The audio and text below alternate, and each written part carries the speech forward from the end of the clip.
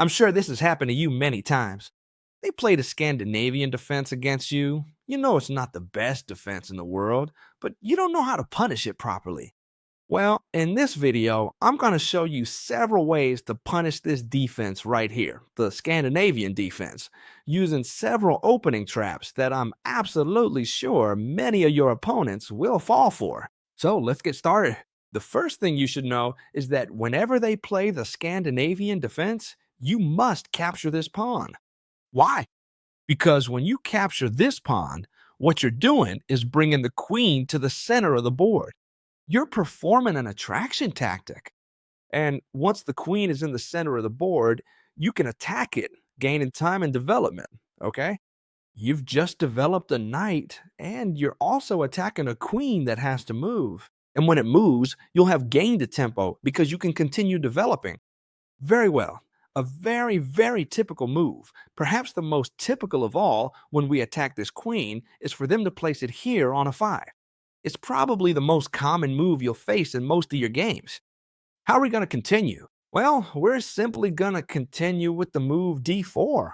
We place a pawn in the center, let our 2 bishops develop, and this is perfect. If they don't fall for the trap I'm going to show you, it's absolutely fine, because your position will still be much better than your opponent's, since they don't have their pieces developed, this bishop can't get out, and this queen is here in a spot on the board that will be easy to attack in the future. Also, you know we have the center, and your opponent won't be able to have it, because to have the center, they must play e5, and when they play e5, we can capture that pawn.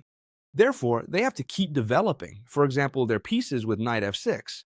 We're going to do the same, knight f3, we develop our pieces very well, and this first trap is for all those players who play this tremendous bishop pin against you. I see it a lot, especially with players who don't have 2000 elo, but rather less. The bishop pin on g4 might seem very good because it's immobilizing this knight, pinning it against the queen, but if you know how to take advantage of it, it's very good for us. Here, we're going to start with the move h3. Very well, what happens with the move h3? If your opponent retreats, great. We've managed to make them lose a tempo with the bishop. But here I find a move where they think they're very clever, but it won't do them any good. Which is this one right here. It's called the double pin. They pin the knight with 2 pieces. And not only that, but they pin this pawn. So we can't move the knight, because if we move it, we lose the queen. And we can't capture the bishop because if we do, we lose the rook. And here, many of you would already be putting your hands to your heads and saying, my goodness, how do I fix this now? Well, stay calm, because the first opening trap is to capture this bishop right here. Correct. We're giving away the rook. How can it be, chess teacher, that you're giving away the rook? Well, don't worry, because I have a plan in mind. Capturing the rook is going to be synonymous with losing the game, because that queen, after the move, knight e2, great move, exclamation point, can't go anywhere. The square's covered by the knight, this one by the pawn, this one by the knight, this one by the pawn, and this one by the bishop on c1. Therefore here, no matter what the black pieces do, our next move is going to be knight g3, threatening a queen that won't have any square to escape to. For example, the most common thing is for them to capture this pawn. And now, quite simply, knight g3 wins the game because this queen can't go anywhere. Maybe the best for for black, would be to capture this bishop and now recapture it with the king, so that we're left with a queen advantage, and most likely, with a bit of technique, we'll win the game very easily. So, did you find this first one foreign? Well, wait, because this isn't the best part. Now, the good stuff starts. I love this trap. When they play the Scandinavian defense against you, the first thing you must remember is that this pawn is always captured. And the second thing you must remember is that this queen is in the center. We're going to kick it out, gaining a tempo by developing our knight to c3. The most popular move is this one right here, queen a5. And we're going to continue with d4. As you can see, we're always going to do the same thing. Therefore, it's very simple. We've seen what happened if they develop this knight to f6. Let's see what happens if they develop the knight to c6. All right, it usually seems like a very bad idea to play knight c6, and I'm going to explain why. First of all, this queen gets a bit trapped and can't go back, since a typical move in the Scandinavian is to play c6 to allow this queen to return whenever she wants. Therefore, knight c6 is usually not a very good idea anymore. But here we have an extremely good move, which is d5. Many people don't dare to play d5 because black has some very strong attacks. For example, knight b4 along with bishop f5, and now they would attack us at this point with two pieces, hard to defend. They would give us check, they would take our rook, right? That's why many people here are afraid to play d5. And they're also afraid. Why? Because now playing a3 seems useless. It's true that the knight is threatened, but the knight doesn't need to move. Again, for the same reason as before, the queen is pinning the rook. You see it, right? Alright, so here we are going to play a3. Even if it seems like a waste of time, don't worry because it's a very good move, and I'm going to explain why right now, and your opponents won't understand it. They'll say, well, right now you're not threatening anything, so I'll stick to my plan, bishop f5, and put extremely strong pressure on this pawn right here. The thing is, friends, we're gonna win the game. You heard me, just like that. What's the key? Lines are opening up for the king, and we also have a strong pawn controlling the c6 square. That's why the winning move here is this. Bishop b5, check. Alright, let's look at the following situation. Here, black could indeed move the king, but this looks pretty devastating. Same if they try to retreat with their bishop to d7.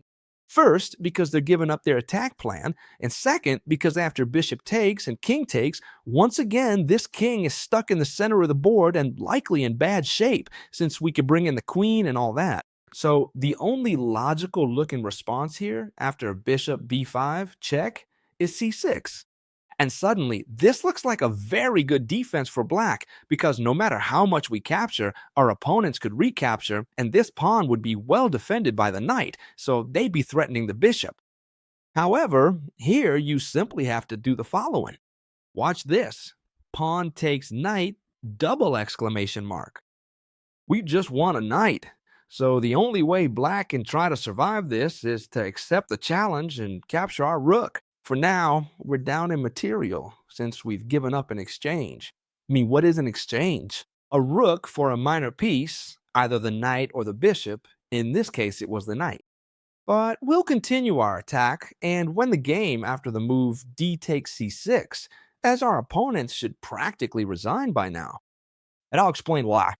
We're threatening a terrifyingly strong discovered attack because, watch out, after the pawn advance, like pawn takes pawn, it would be checkmate thanks to our queen. I mean, if black tries something like knight f6 now, which makes no sense, we'd simply deliver a near checkmate with this pawn.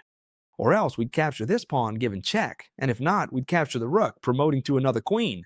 So the only option here that seems to save them a bit is bringing the rook to the same file as the queen while threatening it. And also, if we advance, they could bring the bishop.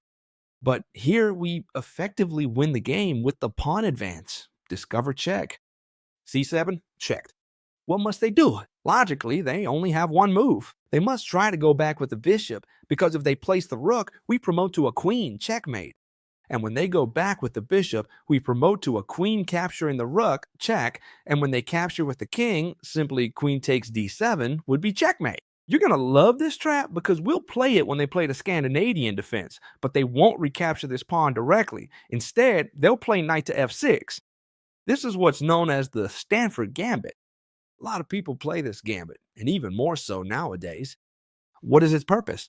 To recapture this pawn, right? But not with the queen, but with the knight. Why? To avoid exposing the queen to premature attacks from the knight. Makes a lot of sense, but today we're going to punish it in a decisive way. We'll let them capture the pawn with the knight or the queen however they want. Logically, if they've played the Stanford gambit, it's because they want to retake with the knight. If they retook with the queen, we'd simply be in the same position after knight to c6 as in the first trap. You see it, right? So the normal thing is for them to recapture with the knight. By the way, if you want more traps like these, but in a different opening, let me know in the comments and give this video a like, because that way I'll bring you more traps. I'll do some research, and then I'll bring them to the channel for you. How we got to continue on? Great. We'll take advantage of the fact that our opponent has a very weak center because they have no pawns there, only a piece, to exploit it with our pawns. We attack the knight, which has the move. Important, we have a strong pawn center, and our opponent has no pawns fighting for the center. That's not a good idea because they have no control over the position. We're going to continue with the move knight to 3. As you can see, what are we doing? Developing our pieces. A move I encounter on many occasions and that I love to have played against me, the bishop pin. I'm sure it's done to you in practically every game too, but don't worry, you should be happy if they do it because it's very easy to punish. Now we're going to keep the initiative. No playing bishop to e2 trying to get away from the pin, not at all. Careful, it's true that they're now threatening the following. Bishop takes f3, queen takes f3, and no one would defend this pawn, so queen takes d4 would follow, losing a pawn and a very important central pawn. But we're going to continue with brutal activity and initiative to destroy our opponent. First, claw 5, threatening his knight. And many of you will say, wait, chess teacher, you're threatening the knight, but you're letting it return to a strong central position, and now no pawn can kick it out. Correct. But we have an attack plan that's just too good. Our opponent is placing their pieces incorrectly, okay? They're placing pieces in the center of the board without defending properly, and we're going to counterattack very strongly here. Key move, queen to b3. Very good move. What does queen to b3 do? First, it gets out of the pin.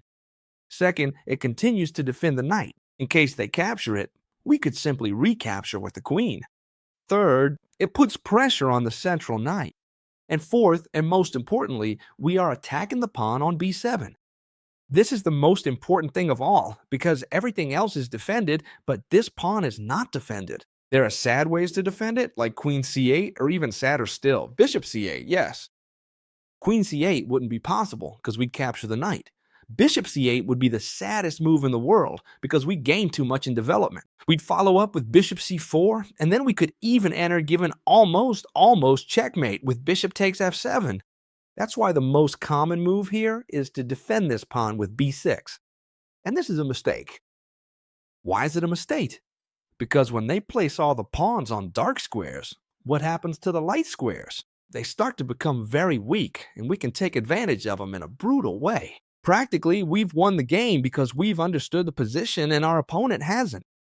Very well. Now, what we want to do is come and give check with the bishop so that we take advantage of all the weak light squares. But if we do it now, it wouldn't make much sense either. We must first incorporate an intermediate move that will ensure our victory. And this move is the following: knight e5. First, we attack the bishop, and second, we put a lot of pressure on the weak squares. If at any point they try to defend the bishop with the knight, watch out because the queen and knight are pressing this point, and we'd end up giving a tremendous checkmate.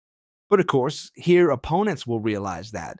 They won't move the knight, but rather they'll move the bishop that's being attacked, and they'll very likely place it on this diagonal here that's so dangerous for them, in such a way that they also threaten some discovered attack on our queen. Very well, now we are indeed ready to win the game. We enter with bishop b4 check. Very good move, since now we're pressing the weak squares and they can't defend themselves in any way. See, there's no satisfactory way to defend. So what are we going to do? First, if they defend with the bishop, we could even capture this knight and then threaten checkmate. Therefore, they can't defend with the bishop. They must try to make, for example, the move c6. Even so, they're lost because simply what we have to do is bishop takes c6. We have too many pieces attacking the weak squares. Knight takes c6, and now bishop takes c6, check, and we're going to take the rook. But not only that, not only are we going to take the rook, let me explain. We're giving chef. How do they cover the check? There are only two ways: giving away the queen, which logically they won't do, or bishop d7, which is logically the move they'll make. But now we'll follow up not with bishop takes rook, but with bishop takes knight, bishop takes d5. Extremely good move.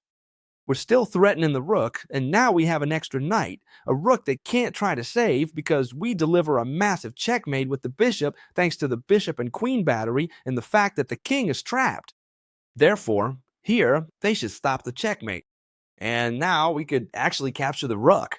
And as you can see, if we do a material count, we have the queen, correct, yes, but we have a full rook advantage, and on top of that, a pawn as well. Rook and pawn advantage, a completely decisive advantage to win the game.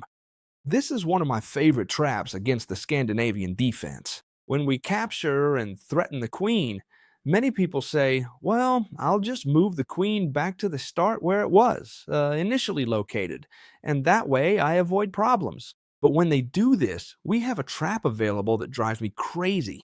We'll play d4. Very well. Here they can continue developing, for example, their knight, pressing once with the knight on this pawn and once with the queen on this pawn. Therefore, we have a very strong pressure that we have to defend, for example, knight f3. And now, suddenly, it seems that the move bishop g4 is indeed an impressive move. Why? Because now it's pinning our knight, which at the same time was defending this pawn. Therefore, we're starting to have problems. How do we defend it? If we play bishop e2, they capture us, and then they capture this pawn. Therefore, we've lost the pawn if we played bishop e2. If we play then, for example, bishop e3 defending this pawn, they capture us, and when we recapture, we lose the pawn again. Therefore, chess teacher, here it does seem like I'm in serious trouble. How do I go about getting rid of this pin? Well, don't worry, because once again, we're in a very good situation. The only thing is, you don't know how to take advantage of it, but I'll show you, don't worry. Draw 5, a spectacular move that looks very bad. It's a move that I call a camouflage move because it looks like a tremendously bad move and it's an amazing move. It threatens the knight, but this knight can jump to e5 and now it seems we're in even more trouble. They pin our knight and on top of that, they pressure it with their knight from e5. Therefore, here it really does seem like we're in trouble, but here we already have a completely winning move. If you want, you can try to pause the video to find it, but right now I'm going to tell you because it's incredible. Knight takes e5, sacrificing the queen, wins the game, whether they capture the queen or not. Let me explain. If they don't capture the queen, which watch out, the best move is to capture the queen, okay? For black, the best. But if, for example, they don't capture the queen and they say, well, I'll play, just to say something, knight f6, what would happen? Well, now we would simply play knight takes g4, and we would have two extra pieces. Two extra pieces. But of course here, the best move, without a doubt, is what happens if they capture our queen? Because now, chess teacher, you're down to queen. Well, if they capture the queen, what we need to do is move in with our bishop to give check. This is starting to sound familiar, right? We have the white squares very well occupied with our pieces. Therefore, we've won the game here. How do they block the check? The king can't move, and if they cover with the queen, we'd win the queen completely for free. And even though it looks like we've given up the queen, simply by recapturing this bishop here, we're up two pieces again. See? Two extra pieces, the knight we captured here and the bishop we just took. Therefore, they can't cover with the queen. What should we do? They must play c6. There's no other way. And when they play c6, we're simply going to capture the pawn and we're threatening checkmate on the next move. That is, if here, for example, they play knight f6. We could recapture this pawn with a discovered check. They'd have to cover. We'd take this rook, winning a queen, because we'd capture by promoting to a queen, and this would be a disaster. Here, the only move that seems to stop both the advance and the capture is queen c7, but it doesn't stop it at all. We'll simply play pawn takes c7, discover check. And now, simply, when they cover with the queen, because the king can't move, what would happen if the king moves here? Simply, knight takes f7 would be 8. The pawn covers here, and the bishop covers these two squares. Therefore, the king can't move, they must cover with the queen. Could we capture the queen? Yes, but it seems even better to me to capture this rook, promoting to a queen again. And now, yes, this is checkmate. Why? Because we're giving check to the king, he can't move, and the queen can't cover because she's doubly pinned by the bishop. And as a reward, in case you've stayed until the end, I'll show you the trap that has allowed me to win most often in the Scandinavian defense. It's the trap when, upon threatening the queen, they play queen d6. A very popular move as well. And in fact, I've shown you traps against all the popular moves for black. Queen of 5, queen d8, and queen d6, which we didn't have any for yet. We're going to play d4, okay? As you can see, we're always going to play some similar. In case they don't fall for the trap, we'll have a development advantage and be better in the position. Here the trap comes when they play knight c6. They're going to lose the game already just for playing knight c6. Why? Because we have a tremendous sequence of moves. Remember, whenever they play knight c6 and the queen is on d6, knight b5 is going to be devastating. We threaten the queen and we threaten the c7 square, winning the rook, check, and we'd take the rook. So they only have two moves, queen d7 and queen d8. It really doesn't matter to us because we're going to follow up with bishop f4 and they can no longer stop the knight's entry on c7 in any way. As you can see, there's no way to stop it anymore. The only one there is playing e5, sacrificing a pawn, which we're going to capture with great pleasure. If they capture our queen, we'd simply move in with the rook, and that would be wonderful. And if not, no matter what they do, what we're going to do is push forward and put pressure on this spot right here again. Therefore, there's no way to defend the c7 square. And what I like most is that if, after playing d4, they don't fall for the trap of playing knight c6, because that way we'd win immediately. You know, knight b5 and bishop f4, they'll likely play, for example, knight f6. We still have another chance for them to fall into the trap. We can play knight f3. This way, it looks like we're playing the two knights, and many of my opponents, I promise you, now play the other knight against me, so it looks like a normal move. But what do we know if the queen is on d6 and the knight is on c6? That we have the move available, knight b5. And even though it's not the same as before because this knight is here, it's quite similar. Let me explain. The queen has to move. It's the same whether it's d7 or d8 because we're going to do the same thing, okay? What do we have to do now? The move bishop f4 wouldn't work because with a knight on f6, they put it on d5, threatening our bishop and defending c7. Therefore, we need to change the plan just a little bit here. But, well, it's just as simple. Remember, if they've played bishop f4 right away, if they've developed the knight first, we're going to play d5, threatening a knight that has to move, and once it moves, since the pawn is on d5, now bishop f4 wins the game. Why? Because indeed, now the knight can't come here because this is well defended. And many of you will say, wait, chess teacher, what do you mean the knight can't come here? What I'm seeing is that the knight can come here. Well, no, it can't jump in because we have a spectacular trap here. And the trap is as follows. Queen takes d5, sacrificing the queen for a knight because now we'll have the check on c7 available, check, we take the rook, and most importantly, we take the queen, winning a piece. So if they play the Scandinavian against you, they'd better be careful because you're well prepared with plenty of traps. By the way, if you like the way I explain things and want to subscribe to the channel where I commentate on games, I'll leave it in the description.